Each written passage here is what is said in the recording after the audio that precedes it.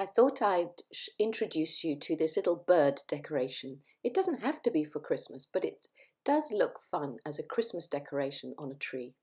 So you can make the framework with wire and then embellish it. You can weave beads into it. You can make it much more intricate than I have done, but it just gives you the framework.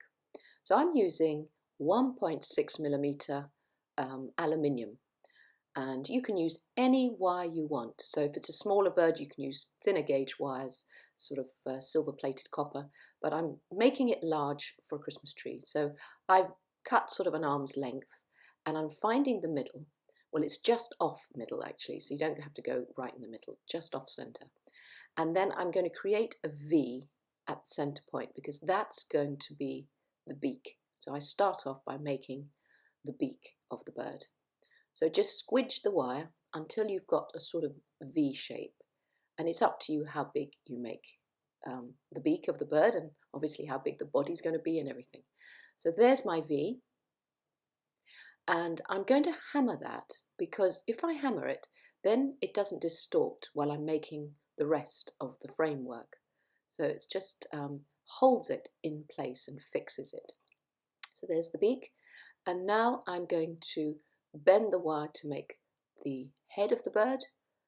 And so I use my fingers and my thumbs to sort of stroke the wire and bend it into shape.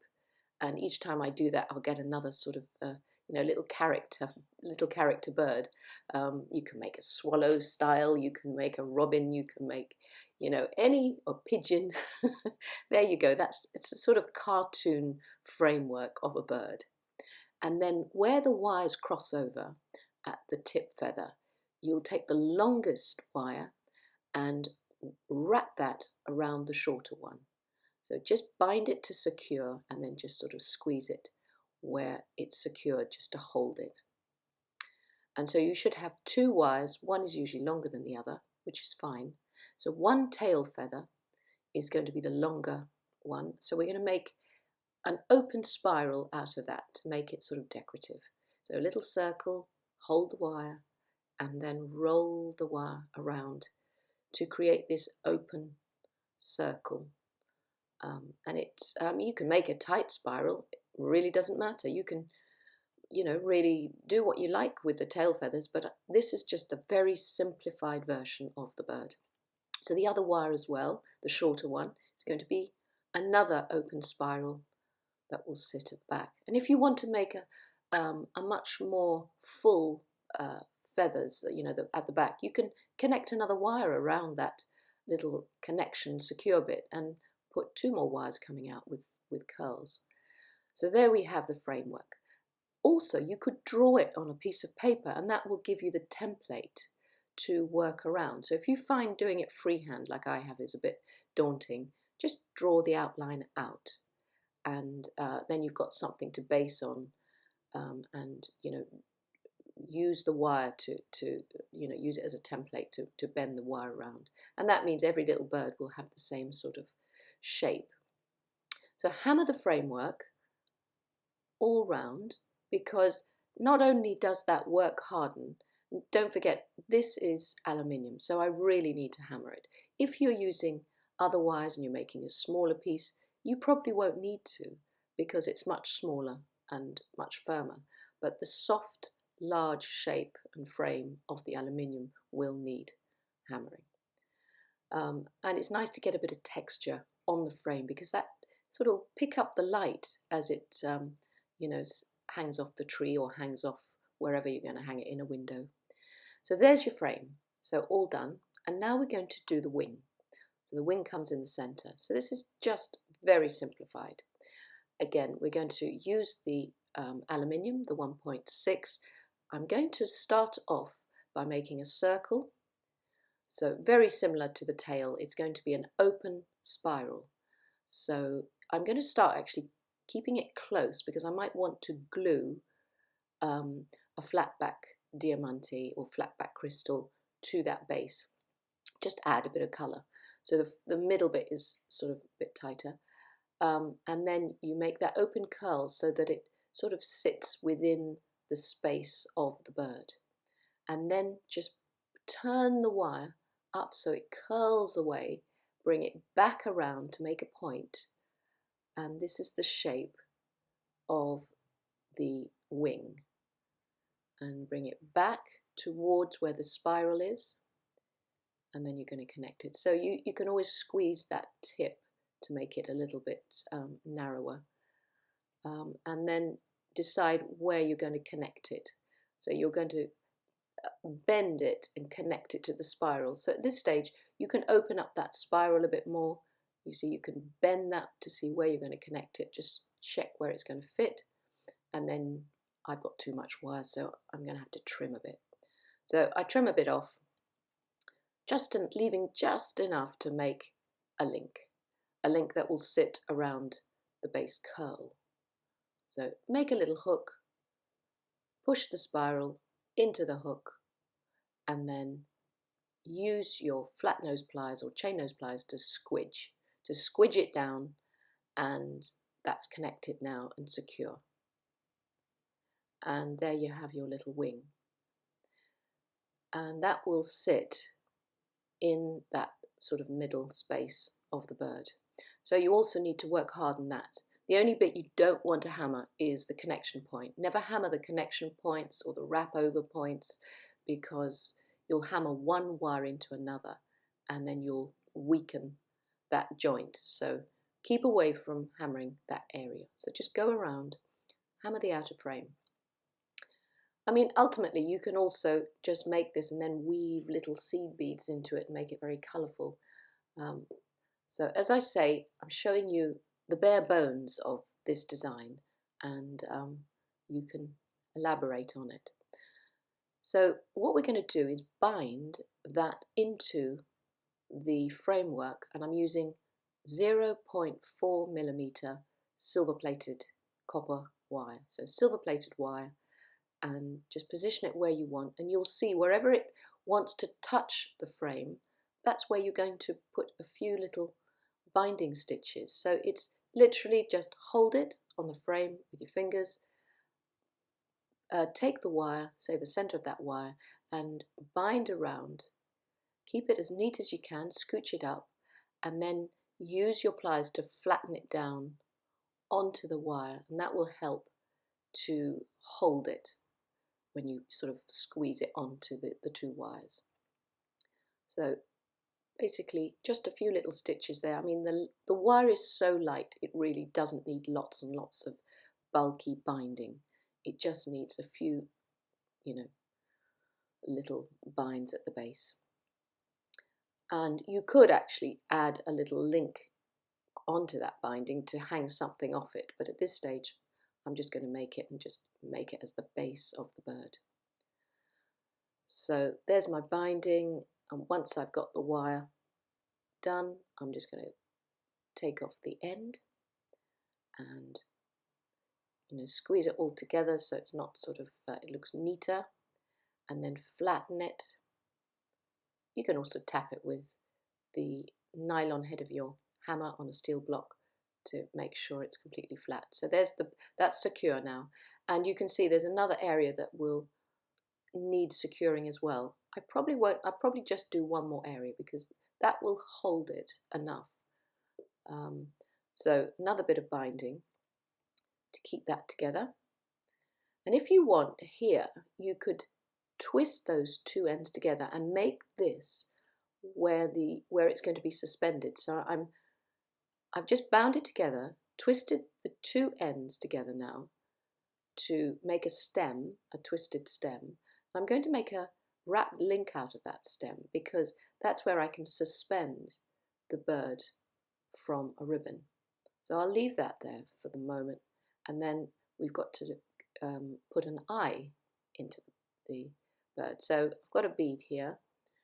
This is an 8mm bead, a little blue pearl, and I'm using 0.8mm wire for this. So you can use the 0.4mm and wire but it's obviously very light on a heavier bead.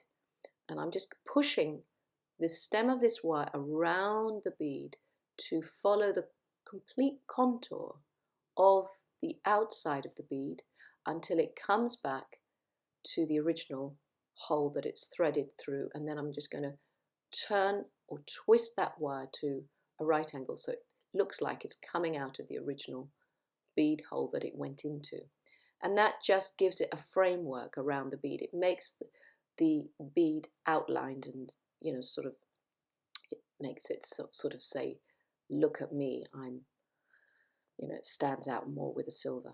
So then hold it where you want to secure one of the wires where you want it to sit, and again you only need 1 or 2 bindings. The bead is reasonably light, so 1 or 2 bindings, cut off the excess, and then you'll squidge it all down and make sure that it's not going to slide around the framework. And then the other end, wherever it wants to fall or sit, just above the beak. Same thing, hold it and wrap around. And again, you don't want too many wraps to make it too bulky. Cut off the end and make sure the end is not sticking out. So there's the eye in place, and it's looking at you now. So it's coming to life, isn't it, with a little bit of colour. So just make sure everything's neat at this point. I always make sure I go around all these ends while I'm making it, rather than coming to it all at the end. You can do something with the beak if you want. You can put a wire across the entrance of the beak, and this means that you can then colour that in. I use nail varnish, in fact, or any sort of resin, but the nail varnish works well. I'll show you that a bit later. So just another little wrap. And you can do this also sometimes when you're wiring the eye bead in. If you have excess from that front of the eye, you just use that to bind across this area. But I'm using a separate little 0.8mm wire. So that's just going across that beak area. This is totally optional. You don't have to do this. This is just an added little detail that you can do. So again, squidge, neaten the ends, make sure nothing is sitting out and going to catch. So I'm just spending my time neatening it up at this point so I don't have to come back and do that. Then you can think about what you want to do with the center of the spiral. I'm just going to get some coloured pieces. I've got these little diamante flatback plastic crystals. Then they're nothing fancy, but sometimes you just need an extra bit of colour. So you can glue one onto the centre of that spiral. Also, I'm going to make a wrapped link out of that twisted stem wire that's coming from the centre of the back of the bird. That's where I can hang it from. Now, word of caution, if you have put a heavy eye bead on, or you've got more tail feathers, you'll find that where you suspend the bird from might not be the right, that center bit where I'm putting the link might not work, because it might be overbalanced from the front bead or the back bead. So you're going to have to, that'll just be subjective to the bird you make. But I think this one is going to be so light because I've only got a front bead for the eye, and then I'm going to glue on a very light, a little flat back crystal to the center. So that should work beautifully for hanging. And then I'm going to put another bead between the ribbon, so where it suspends. I think it just needs one more thing to add interest to it because it's so plain. So I'll get a sort of bit of a sparkly tinsel bead here for the Christmas tree. Create a link at each end, and it can have that to hang from.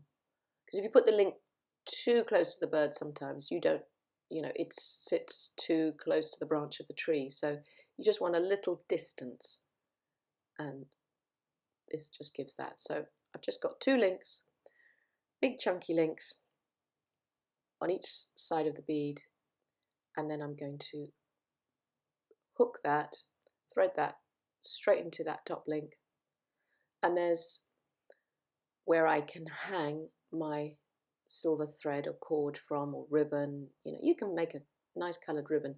It needs one more link because you've got to think of how it's going to, when it's suspended, it's going to be in the right direction. So it needs one more link before the thread. I've just made a coil, like you make jump rings. You can refer to my other tutorial on jump rings. Link that in. And there we have it. But this is so subjective. It's up to you how you embellish your piece. So I'm just going to show you that that is where I'm going to stop. I don't want to keep adding beads. I tell you what's lovely to make. It's like 3 little beads hanging in a row as a sort of bird banner. That is a nice little wall hanging decoration to do. Not for Christmas, but it just looks gorgeous for a room. And there's my finished bird. I'm just going to glue on that little green piece, and you can see there I have a sort of different styles. But if you want to do the beak, let me just show you. I've got a bit of red nail varnish, and you will just paint it, and you have to hold. Now don't worry, it might not flow in between the beak area straight away. So don't give up. Yes, do put something underneath it because it might drip and you might stain your beautiful table. You see, sometimes it doesn't want to adhere, it doesn't want to flow across. Don't give up too quickly. It depends on how much you've got on your brush, and persevere a little if the gap is quite big like mine, and there it'll suddenly take and it will fill the gap. And then obviously you don't want to put it down on the paper, you want to hang it or hold it for a bit so that it dries. And that's how you can fill that beak area. And whatever colours you have at home for your nail varnish, it's a good way of filling little gaps. So have fun making this little bird for your tree or for the rest of the year.